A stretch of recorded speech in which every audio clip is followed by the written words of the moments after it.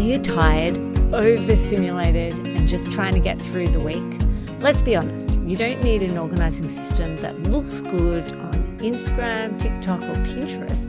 You need one that works when your brain's at 10% and the kids are wanting things from you and you just don't have enough energy or brain power to get through the rest of the day. In this episode, I am going to share with you some practical, low-maintenance systems that actually save you time, energy, and brain power, because the goal is sanity. I want to share with you real-life systems that work when you're juggling a lot. Let's jump into this Simply Happy conversation. Thanks for joining me for today's solo episode, all about practical, low-maintenance organising systems that are going to save you time, energy, and brain power, and that actually work. They are not going to require a lot of effort, and they're for people who are juggling multiple things, maybe family commitments, work, and other things going on around them, maybe extended family. I have 7 different points to share with you, so it's a really quick episode with things to take away and implement today. Number 1, stop overcomplicating it. So many people think you need to have a pantry that's like a Pinterest or an Instagram or even TikTok worthy pantry. You need one that is practical and simple, and it's going to work for you. You don't need the color coding and alphabetizing your spices. You just need to focus on a system that is easy to maintain even when you're tired and really overwhelmed. For example, having a simple snack area for lunch boxes to be stored, and also for items for your kids to be able to maybe grab and put into their lunchbox so that they could be independent in doing that. So you could have the snacks right near where the lunchbox is, or the lunchboxes may be right there in the drawer underneath the bench where you're going to maybe help them prepare their lunches. Another system that works really well in homes is the washing baskets. So having a washing baskets for each person who lives in the house and sorting the clean washing into these baskets. They do not need to be folded, but just sorted. This eliminates pile of washing where people then go through trying to get, say, their socks or a pair of shorts and leaving a complete mess everywhere. Whereas if the washing is at least sorted into some baskets for each person, they can just go through their one basket and find the item that they need. These baskets could be stored in one central area, and it could be like a cube unit, which I've used with clients before. I've also used containers that were able to stack on top of each other, and you just had the person's name on each of those baskets. That way we were using the vertical space. Number 2 system is to create a catch-all, or it could be called a magpie basket, or it could be called lost property basket. This means that in each room that you're living, like a dining room, kitchen, even maybe lounge room area, you are going to have a basket. It's not for clutter, it's for items that do not belong in that room. It's like a holding zone for those items. And you then need to make a time where you're going to actually empty these baskets. But it's a holding area for any of those miscellaneous items. And it's not about clutter. It's a practical solution for managing everyday chaos when you don't have time to be putting things away. Ideally, we would love to have those items go straight away back in the place. But I know in some homes this does not work. So this is another system which I found has worked really well, and it has helped then to put the things away at the end of the week. You could gamify the putting away process that everyone in the family is helping to put the items away, and it could be the fastest one to put a certain box away has some sort of small incentive for the participation. This is also great because you can identify when there is not a home for an item because no one knows where to actually put it. And this leads on to number 3, which is keep like with like.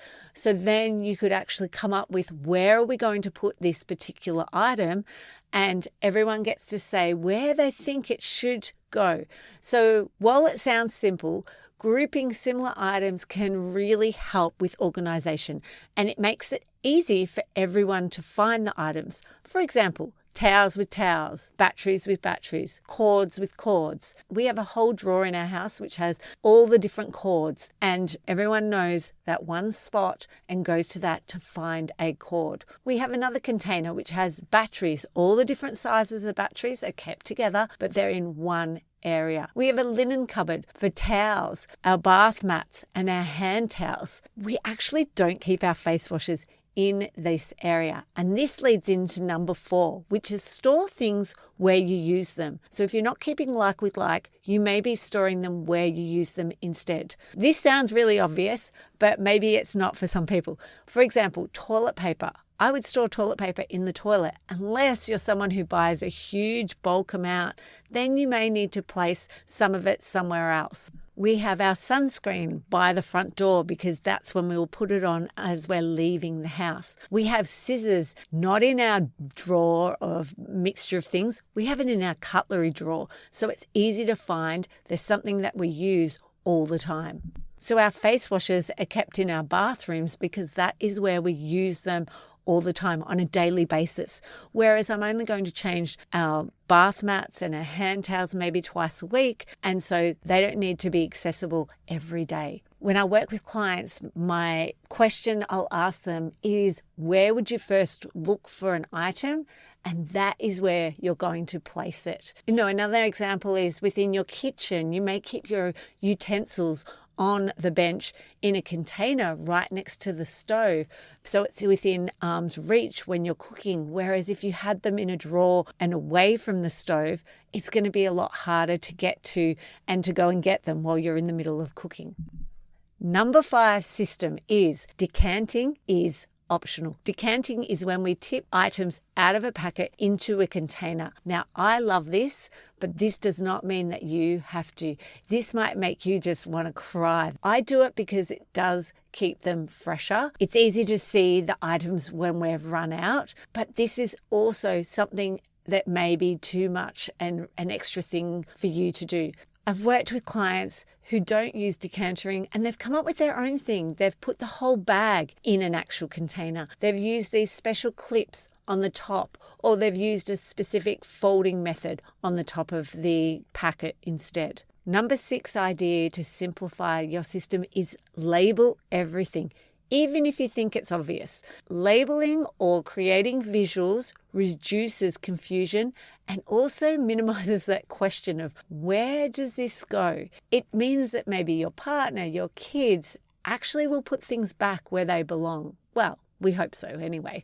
That is the idea behind it. I have helped families create visuals with their appliances that go back in the cupboard and items in the kitchen, and this has made a huge difference, especially if you have extra support in your home and the people may not know where everything goes, and then they may just put it back where they think it should be rather than where you actually would like to have it. Number 7 point is make it easy to maintain. There's too many steps and too many things that people have to remember. It is not going to happen. A good system isn't about being perfect. It's about maintaining the organization. It should feel like a natural part of life, not a chore. It's about being easy, even if your kids are going to help. Simple visual cues such as color-coded containers for soft toys or for art and craft, or clearly labeled baskets, containers, and visual pictures with your actual kids in the picture using the item really helps with everyone understanding where things go. As long as this is simple, it's going to then reduce any barriers for continuing to maintain the system. I'm just going to recap over these practical low maintenance organizing systems, the 7 I've shared. Number 1 was stop overcomplicating it, just make it simple. Number 2 was create one of the baskets like the catch-all, lost property or magpie basket in each room. Number 3 was keep like with like. Number 4 is store things where you use them. Number 5 is remember decanting is optional. Number 6 is label everything, even if you think it's obvious. And number 7, make it easy to maintain. So the best organizing system is one that works for you and your family and people that you live with. especially during those times when you're tired, stressed, hungry, and there's just so much going on. These systems should help to enhance your life rather than complicate it. I'd love to hear from you which one of these systems you could implement in your home today. Thanks for listening to Simply Happy Conversations. Thank you for joining me for today's Simply Happy Conversation. Are you struggling to find ingredients to put a meal together? It's time to bring ease and order to your kitchen space with our free step-by-step pantry organisation guide. Our comprehensive guide walks you through each step to help you create a pantry that's both functional and organised. Head to simplyhappy.com.au to the resource tab to get instant access today. I'd like to acknowledge the Wathaurong people of the Kulin Nation on which this podcast is recorded as the traditional custodians of the land. I pay my respects to their elders, past, present and emerging.